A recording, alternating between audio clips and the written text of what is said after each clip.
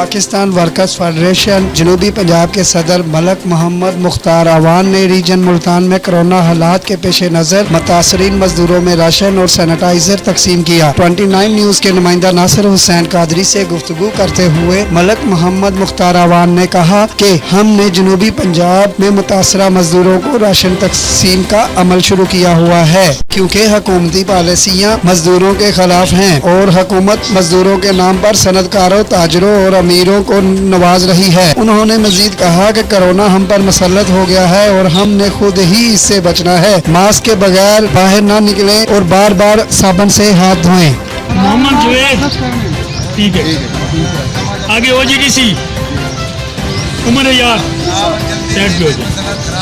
मोहसन रजा, मोहम्मद अब्बास, मोहम्मद बिलाल, हाँ बैनर।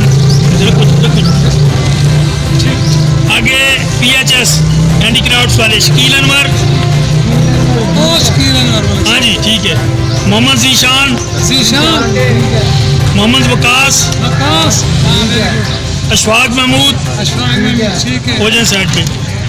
खातिम हुसैन, ठीक है।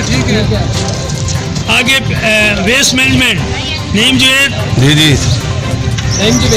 बल्कीस बीबी साइड पे कर रहे हैं, साइड पे। ठीक है साइड पे। कौसर बीबी